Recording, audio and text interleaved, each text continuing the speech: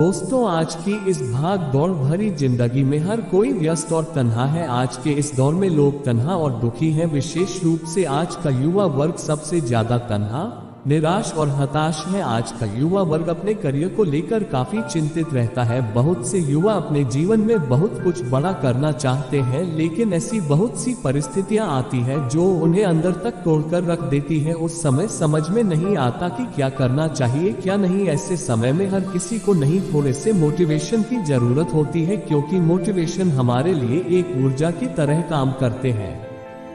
डूब कर मेहनत करो अपने आज में, ताकि कल जब उभरो सबसे अलग निखरो। अगर जिंदगी में कुछ अलग करना चाहते हो तो भीड़ का हिस्सा कभी मत बनो, क्योंकि भीड़ साहस तो देता है मगर पहचान छीन लेता है। अगर लोग आपकी कॉपी करने लगे तो समझ लीजिए आप कामयाबी के बहुत करीब है।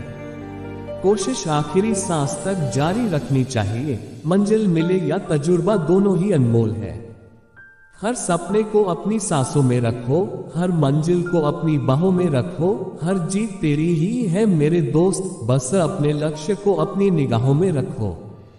ख्वाहिश भले ही छोटी हो, लेकिन उसे पूरा करने के लिए दिल जिद्दी होना चाहिए। तुम चलने का हौसला तो करो, दिशाएं बहुत है। तुम कांटों की फिक्र मत करो, क्योंकि तुम्हारे साथ दुआएं बहुत है। मंजिल की फिक्र ना करे ऐ मेरे दोस्त, तू बस अपना फोकस रास्ते पर रख, तुझे मंजिल अवश्य मिलेगी। कोई भी व्यक्ति एक बार में सफल नहीं होता। दुनिया में जो भी व्यक्ति सफल हुए हैं, उन्हें कभी ना कभी असफलता का मुंह देखना पड़ा है।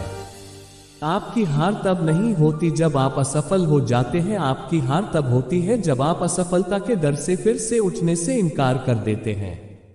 जो अपने कदमों की काबिलियत पर विश्वास रखते हैं, अक्सर वही अपनी मंजिल तक पहुंचने में सफल होते हैं। असफलता की राह में मेहनत ही सफलता की एकमात्र चाबी है। वहां अक्सर तूफान भी हार जाते हैं, जहां कश्तियां जिद पर टिकी होती हैं। अपने जीवन में सबसे ज्यादा महत्व समय को दे, क्योंकि समय इंसान को सफल नहीं बनाता, समय का सही उपयोग इंसान को सफल बनाता है। जहां तक दिखाई दे वहां पहुंचने की कोशिश करो। आगे का रास्ता वहां पहुंचने के बाद दिखाई देने लग जाएगा। भगवान श्री कृष्ण का जन्म कंस का वध कर समस्त पृथ्वी लोक को उसके अत्याचारों से मुक्त कराने हेतु हुआ था। किशोरावस्था में ही वह गोकुल से मथुरा आ गए तथा दुष्ट कंस का वध किया। कंस की मृत्यु से दुखी उसके श्वसुर जरासंध ने एक विशाल सेना लेकर मथुरा पर आक्रमण कर दिया। इस आक्रमण में उसके साथ शिशुपाल और काल्यवन जैसे शक्तिशाली राजा भी शामिल थे।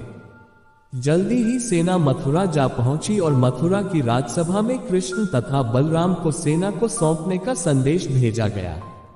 इस युद्ध को टालने तथा मथुरा के निर्दोष नागरिकों को बचाने के लिए कृष्ण ने रातों रात वहां से सैकड़ों किलोमीटर दूर समुद्र में एक नई नगरी द्वारिका का निर्माण करवाया।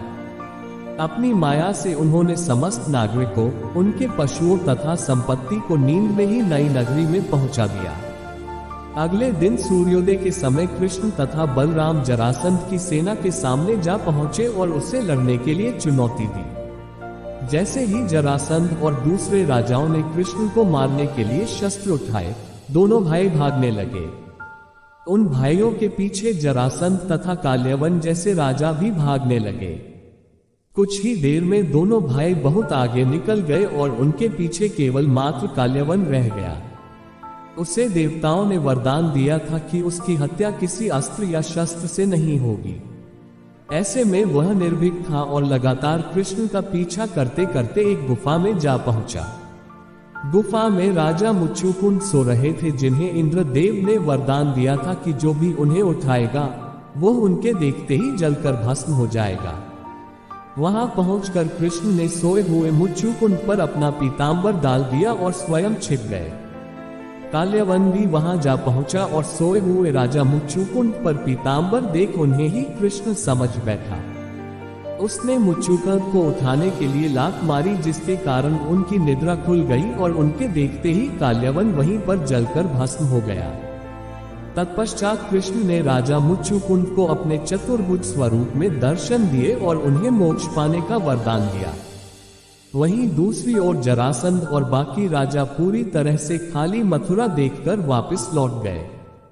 कृष्ण चाहते तो स्वयं भी काल्यवन और अन्य अधर्मी राजाओं का वध कर सकते थे, परंतु देवताओं के दिए वरदान का मान रखने के लिए ही उन्होंने काल्यवन को राजा मुच्चुकुंद के हाथों मरवाया। इसी तरह बाद में जरासंध का वध पांडु पुत्र भीम के हाथों करवाकर भूधरा का भार कम कर दिया। इस कहानी के बाद कृष्ण के नाम के साथ हमेशा के लिए रण जोड़ दिया।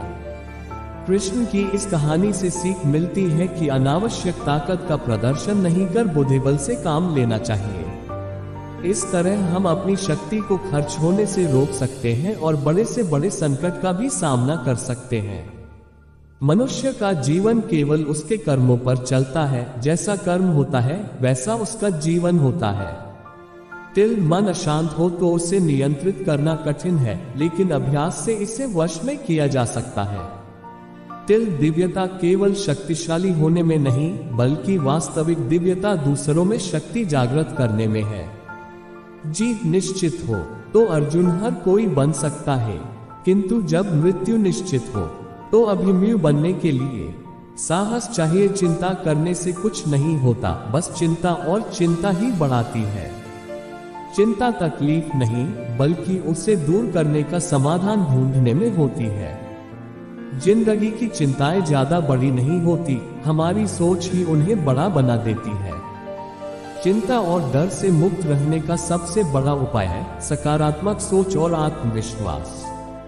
चिंता उच्च शक्ति व्यय करने का एक नाम है, जो कि हमें अनिर्णित कर देती है।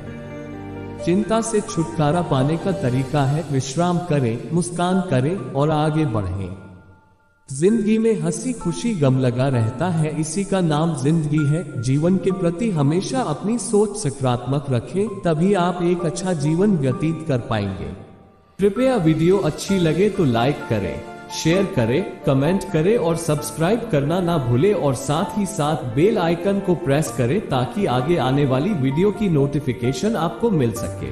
धन्यवाद।